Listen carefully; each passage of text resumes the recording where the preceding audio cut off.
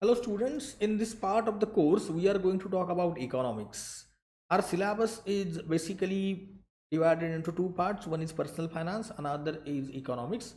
Personal finance talks about your own money and economics talks about the money of your organization or money of the country you are living in. The economic situation of a country or of an organization indirectly affecting your economic situation.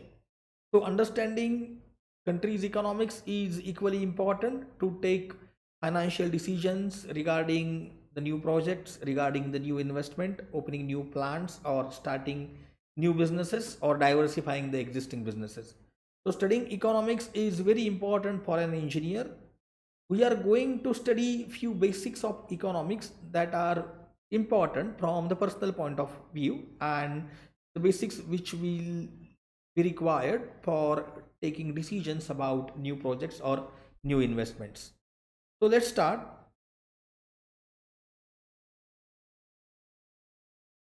So first let's discuss what is the use of economics for an engineer, why economics is important for an engineer.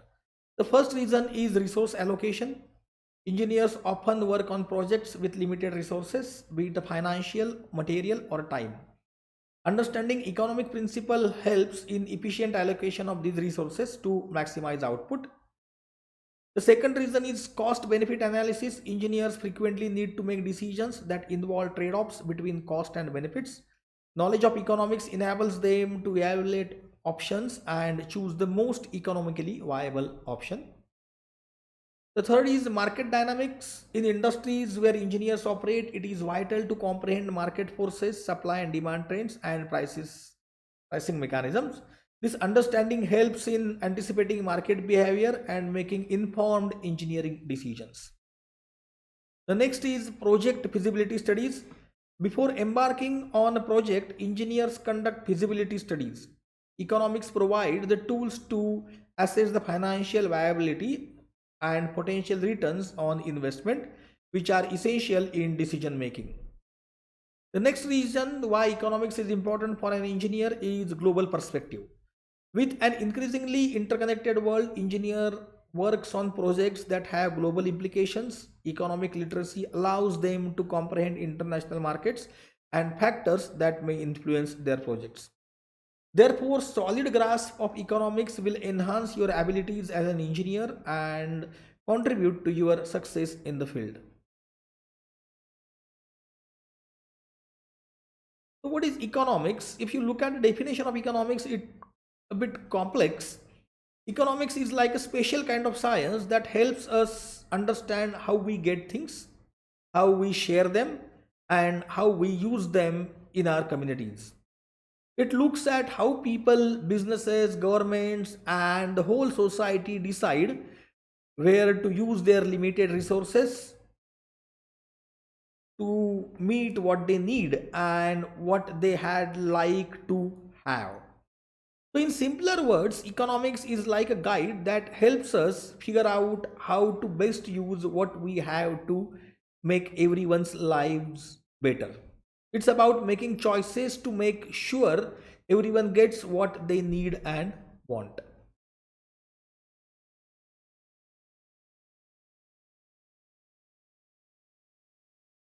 Now, economics is classified into three branches. It's basically the level at which economics is studied. The first is microeconomics, next is macroeconomics, and third is international economics. Microeconomics is like magnifying glass for economics. It looks at small pieces of economy like individual people, households, and businesses. Imagine you are studying how a little family decides to spend their money or how a small company decide to make or sell products. Microeconomics helps us understand how these small parts of economy make choices about things like what to produce, how much to charge for it, and how much to buy. Next is macroeconomics. Now, macroeconomics is like stepping back to see the whole picture. It looks at the entire economy of economy or even the whole world. Instead of focusing on one family or on one business, macroeconomics looks at things how many people have jobs, how much money is going around, And if the prices are going up, we call it as inflation, or they are going down. It also deals with big policies that government use, like how much money they print. It's called as a monetary policy, and how much government spends. It's called as fiscal policy. We will be discussing monetary policy and fiscal policy in detail in this lecture only. The third branch is international economics. In international economics is the study about how countries talk and do businesses with each other. It's like thinking about how different countries trade things like goods and services. It also looks at how money moves between countries and how that affects the value of money. That is called as exchange rate. These are three areas help us to understand the different parts of how economy, business, and countries work together in the world of economics.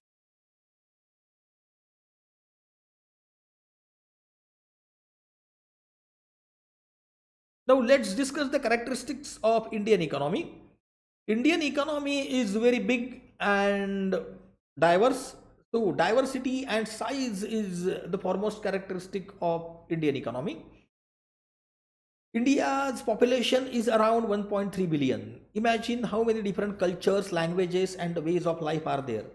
This mix of people affects how money moves around and how people buy things. So, generally, people in India buy things during festival time, and festival time is different at different locations in India.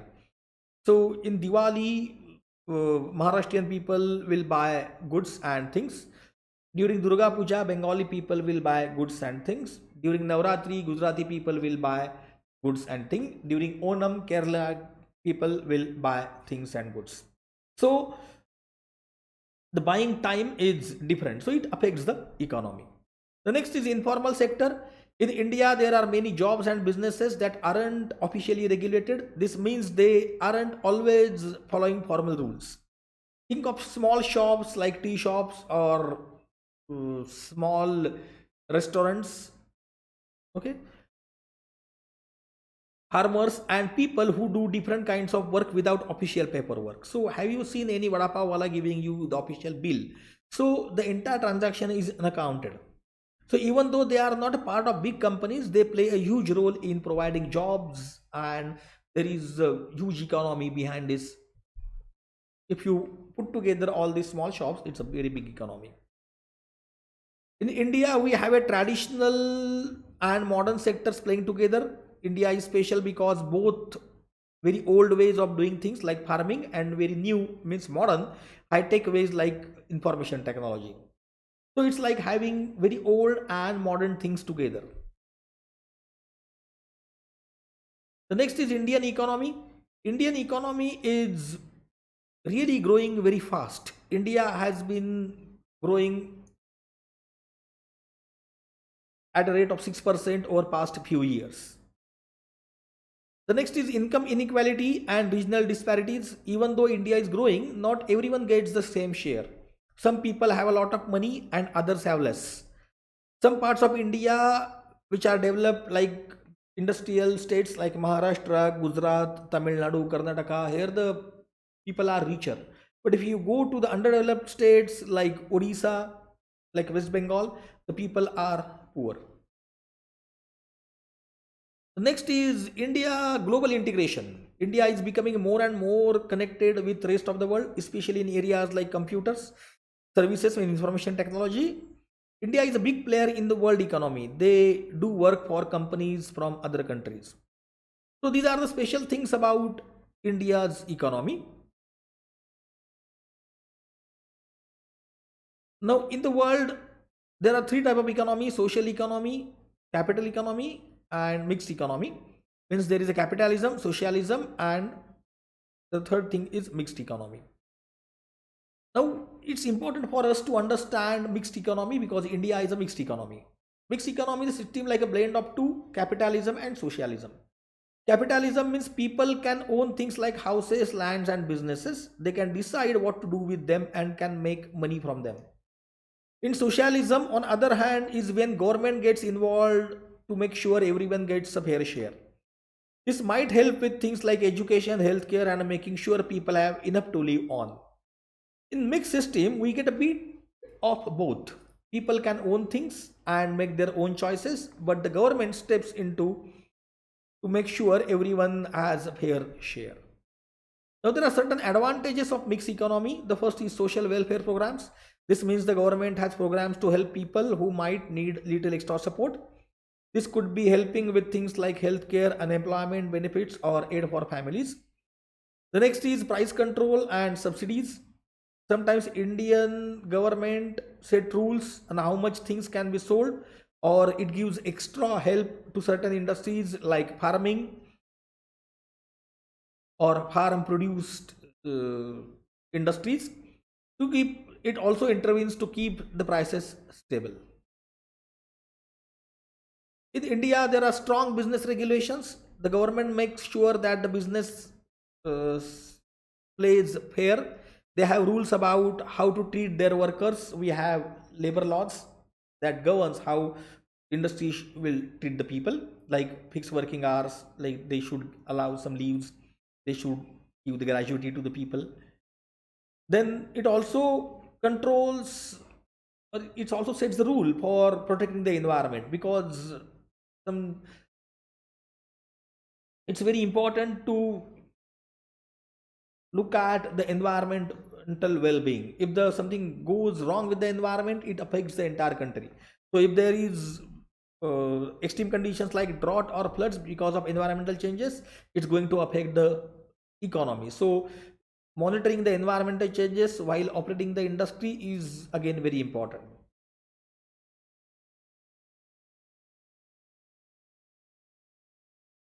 Now let's talk more about Indian economy. In Indian economy, as I told you, it's a mixed economy. These terms encapsulate the balanced approach that draws off both government intervention and for private enterprises. So let's discuss the government involvement. In India, the government takes the active role in areas like healthcare, education, infrastructure development, and public welfare programs. On the other side, we have private sector. This is where private companies and individuals have freedom to initiate businesses, invest, and compete across various industries. So this openness in the private sector fosters innovation, encourages entrepreneurship, and contributes significantly to economic expansion. Now, with government involvement and private sector, there is a regulation part. The government also plays a pivotal role in maintaining fairness and integrity with the private sector. Okay? So, government sets industry standard, enforcing rules, and ensuring that the businesses are playing fair. So there is a government sector, there is a private sector, and there are regulations. Now, in addition to this, we cannot overlook the influence of market forces. These are the natural dynamics of supply and demand that share prices and production levels in various industries.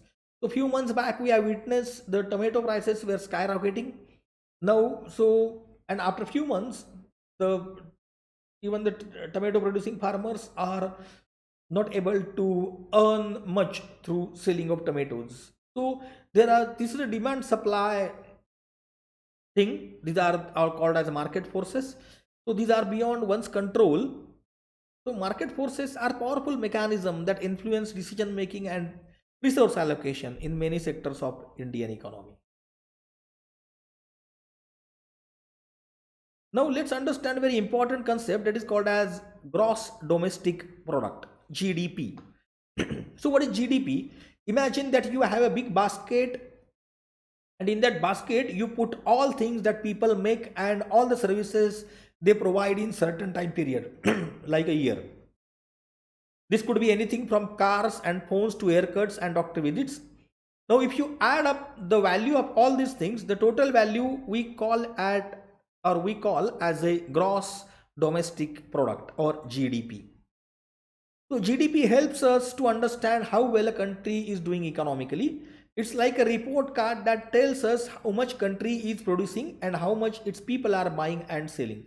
So if you put the value of countries produced together, it's called as GDP.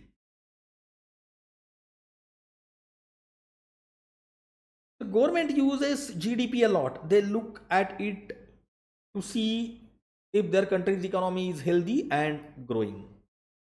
It helps them to figure out if the people are working, if the businesses are making money, and if people are spending on things. So in nutshell, GDP is like a big scorecard that tells us how well a country is doing in terms of making and selling things. Now let's see how GDP is calculated. GDP is calculated by using a formula that is called as GDP is equal to C plus G plus I plus NX.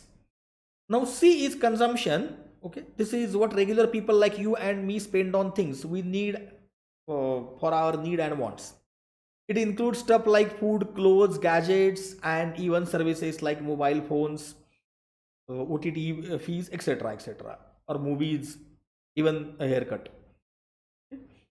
The next is government expenditure. This money the government spends on things like building roads, running schools, hospitals, and other services that benefit everyone. The next is investment.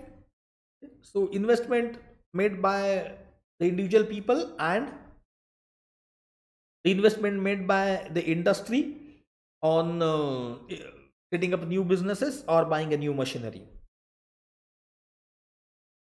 Then you have to add a net export. Now, net export is something, the total things exported by the country minus the total import. Okay, so if you add up all these things, okay, you get GDP. Now, to explain this net export more, if the country is exporting more and importing less, like China, this value will be positive. But if country like us, like India, is importing more and exporting less, then this value will be negative. So if you add consumption, government spending, investment, and net export together, it will give you GDP.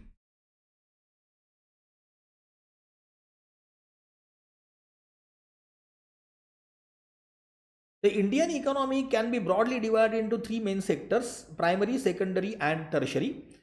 The primary sector involves activity related to natural resources and raw material. It includes agriculture, forestry, fishing, mining, and other extractive activities.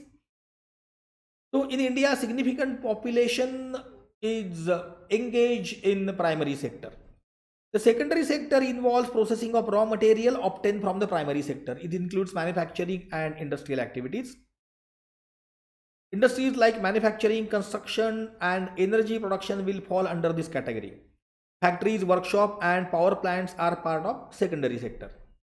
The next is tertiary sector. The tertiary sector is also known as service sector. It encompasses the wide range of services that support and facilitate various activities in the country. The sector includes professions like teaching, healthcare, banking, transportation, tourism, and entertainment. It's crucial part of the modern economy. So in India, over the years, there has been shift from uh, agrarian economy to the service economy. Means we are shifting from primary sector to the tertiary sector. Now let's see the contribution of each sector in economy in GDP.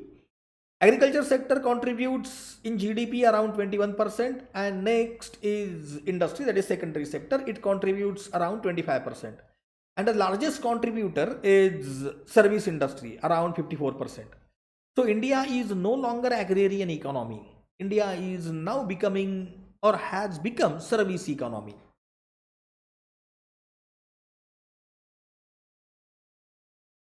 Now on this slide, you will see the GDP of different countries.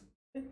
So GDP of United States is at the top. The next is China, and after that there is Japan. After Japan there is Germany, and we are at the fifth position.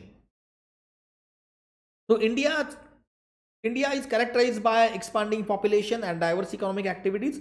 Stands out in information technology, agriculture, and services. That's why we are at the, or we can say we are the fifth largest economy in the world.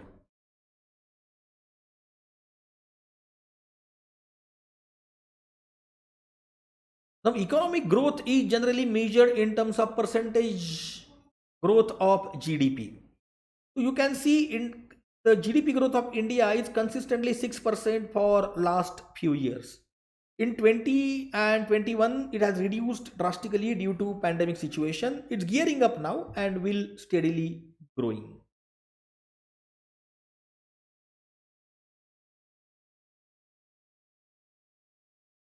Now, does GDP is only and sufficient criteria to understand economic growth? The answer is no. There are certain limitations for GDP. Let's see the limitations of GDP. The first limitation is exclusion of non-market transactions. Non-market transactions like voluntary, domestic and other work that have positive impact on productivity of workers are excluded from GDP. So the transaction taking place at vada pav stall or small tea stall are excluded from GDP. GDP does not account standard of living. The standard of living of country cannot be determined by considering its GDP. India is one of the best example of country with high GDP but relatively low standard of living. Now, while calculating GDP, externalities are not considered. GDP does not consider the impact of industries on the environment and social welfare.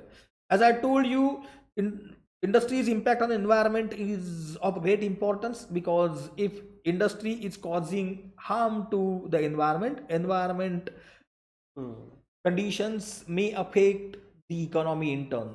Like, because of the changes in environment, we are uh, witnessing a drought situation in one part of the country and the flood situation in other part of the country. So this affects the economy because government had to spend more to support the people in that particular area. So it affects the economy. So these externalities are not considered. It does not account in income inequality. So GDP does not determine the income inequality. India is a prime example. Here the incomes are very skewed.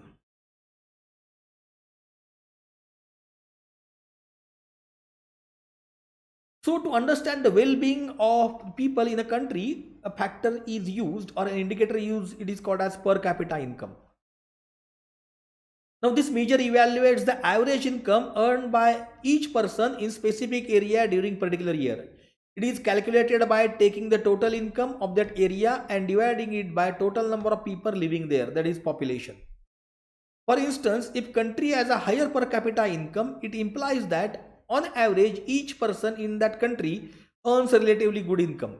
This can indicate a higher standard of living, better access to resources and stronger overall conditions. Conversely, if per capita income is low, it suggests that the average people in that area earns less, and this can indicative of lower standard of living, limited access to resources and potentially weaker economic condition. Now this slide shows the per capita income of different countries around the world. Although we are fifth largest economy in the world, our per capita income is at the 120th number in the world. Countries like Sri Lanka, Ecuador, Magnolia, Indonesia are ahead of us. Large population and skewed income distribution are the reasons for less per capita income, means poverty in India.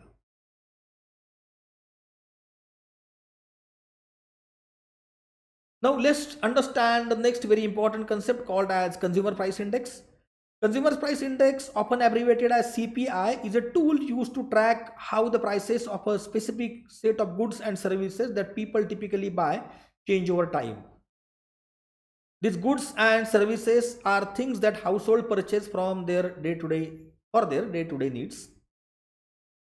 Now to do this, a selection of items that represents what people commonly spend on their money is chosen. This could include the thing like groceries, rent, transportation, clothing and more. The prices of these chosen item are regularly collected.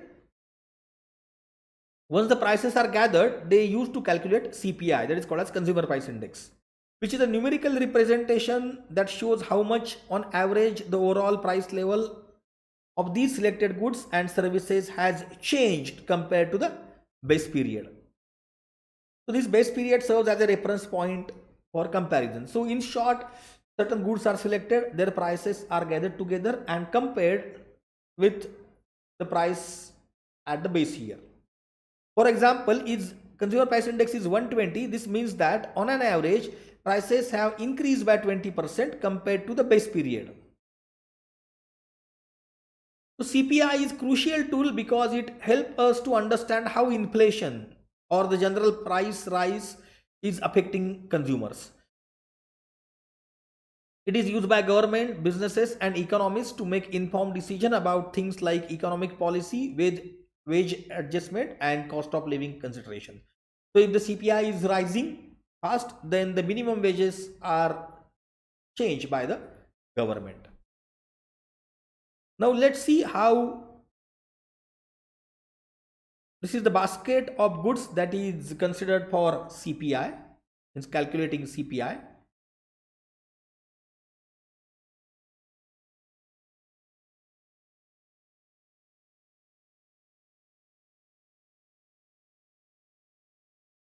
This slide shows the graph of CPI over last 1 year month wise.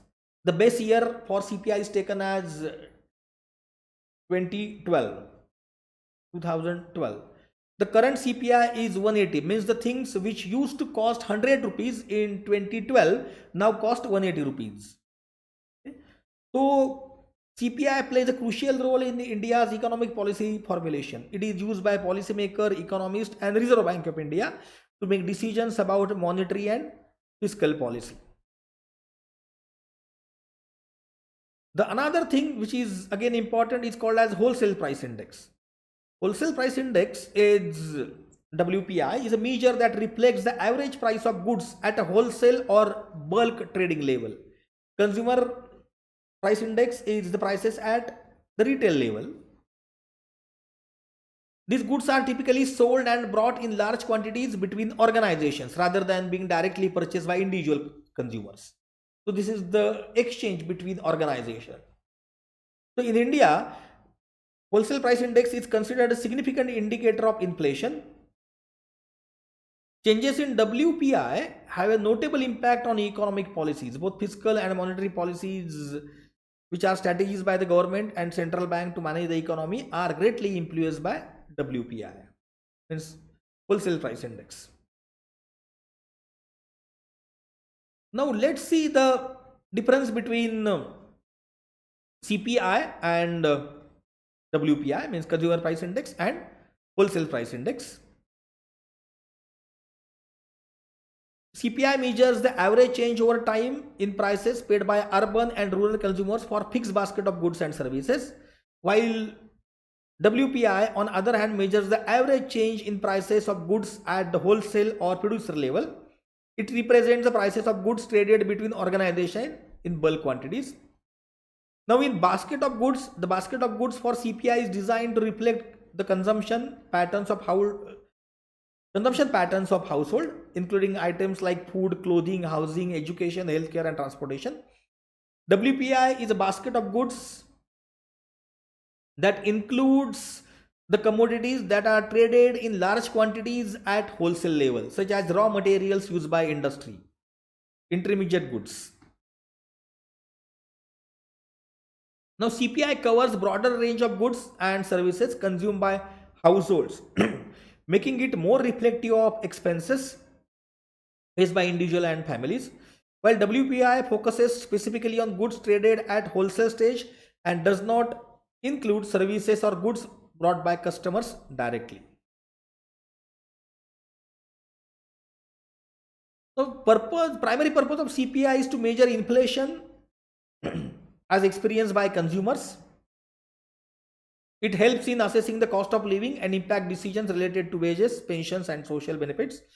The main purpose of WPI is to provide snapshot of price changes in the production and distribution stages.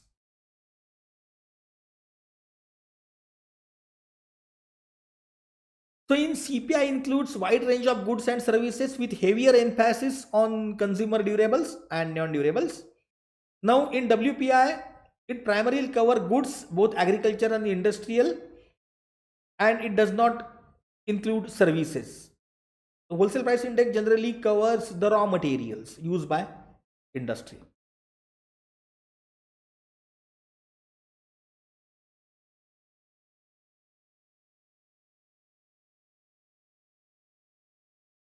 Now, next very important thing is called as inflation. Inflation refers to a general increase in prices of goods and services over a period of time. This means that on average things tends to cost more as time goes on. Understanding inflation is important because it directly affects how much your money can buy. When prices rise, the same amount of money will purchase fewer goods or services. This means that the purchasing power of your money decreases.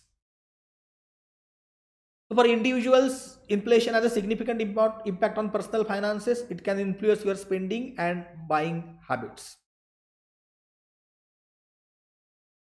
So here is the formula how the inflation is calculated. So it's basically the consumer price index measure at two different years, okay, divided by the consumer price index on the last of the last year.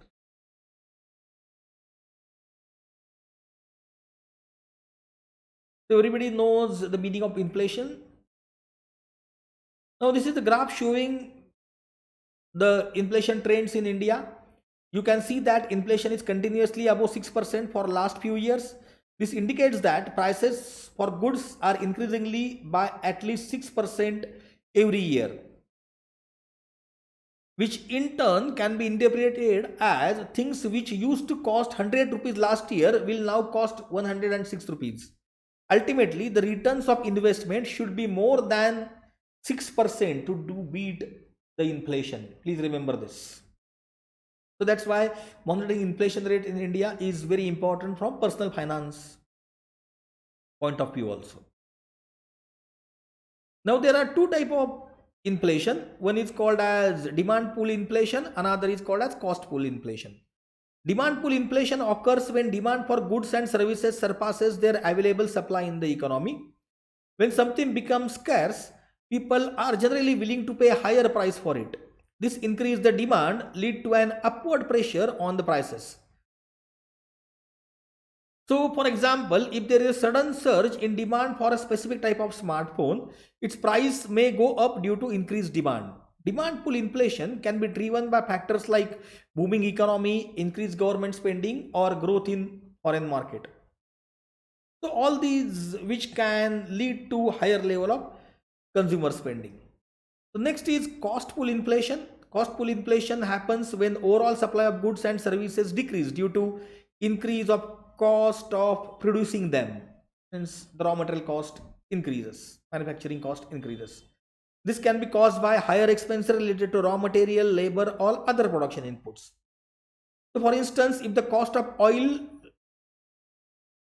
which is a crucial raw material for many industries, rises significantly, can lead to an increase in the cost of production of various goods and services.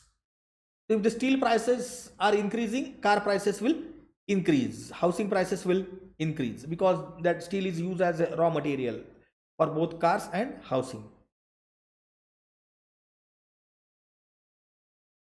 Now see the effects of inflation.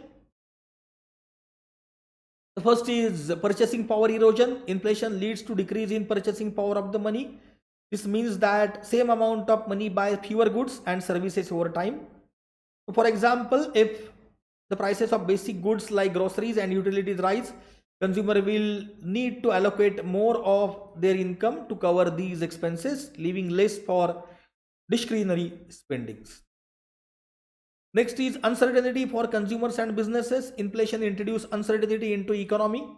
Consumer may find it difficult to plan for the future,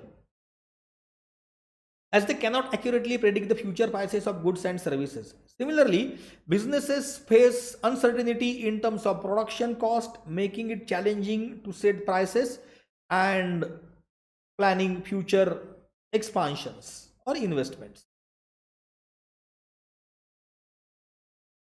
Now, fixed income individuals who rely on fixed source of income, such as pensioners, face challenges. During inflation period, their income remains constant, but the cost of living increases, leading to potential decline in the standard of living.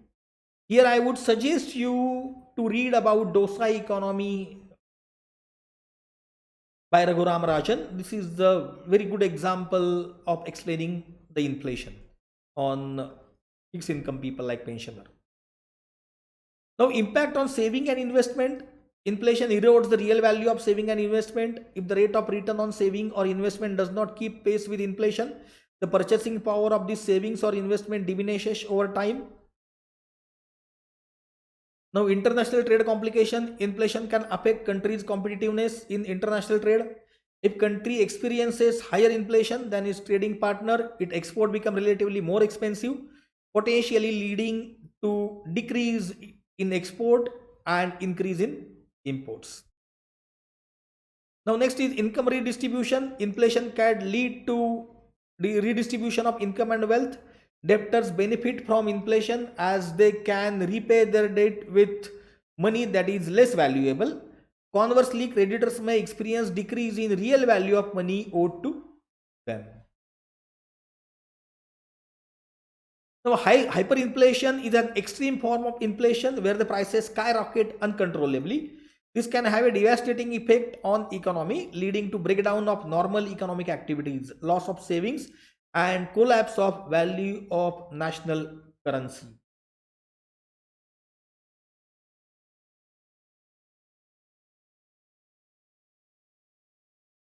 Now, moderate inflation is a sign of healthy economy. However, if the inflation goes beyond the limit, government must take steps to control it.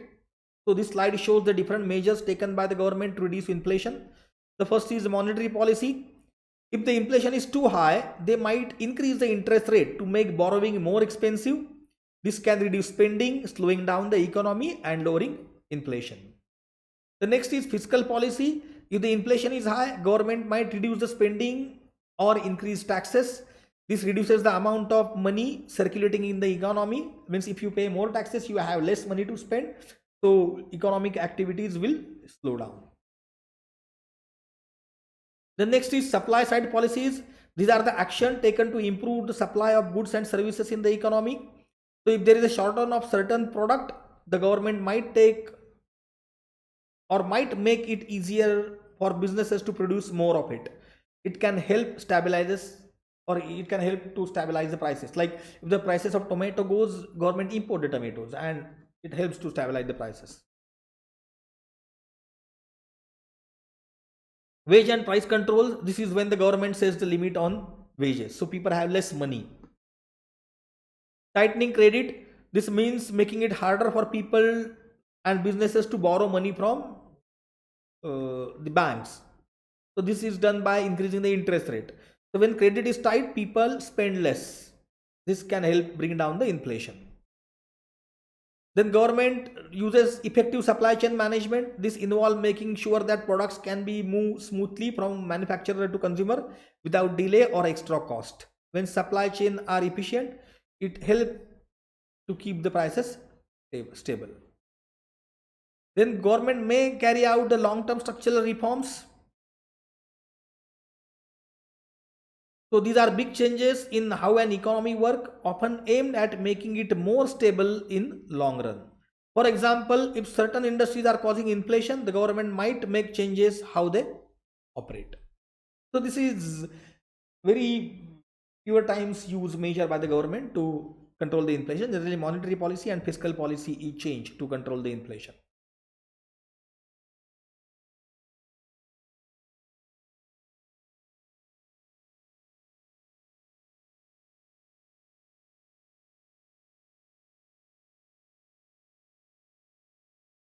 Now let's discuss the benefits of moderate inflation. Moderate inflation, typically within range of 2 to 3%, plays a pivotal role in fostering economy. Now it encourages both consumer spending and investment. When individuals anticipate that prices may rise gradually, they are motivated to make purchases sooner. So that's why moderate inflation is always the beneficial thing. Okay?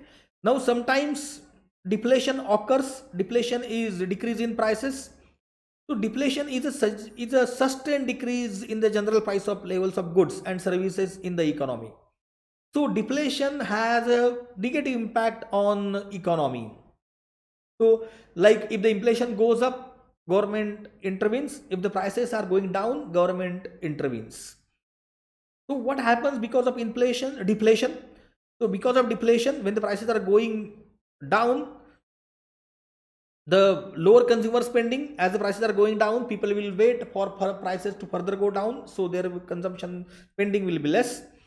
Now as prices are going down, business profits are less. As business profits are less, uh, unemployment will be more. People will borrow to keep up the living. That's why debt burden is more. And as the prices are going down, the investment plans or expansion plan by the businesses are procrastinated. So that's why deflation is again bad. So moderate inflation like 2 to 3% is a sign of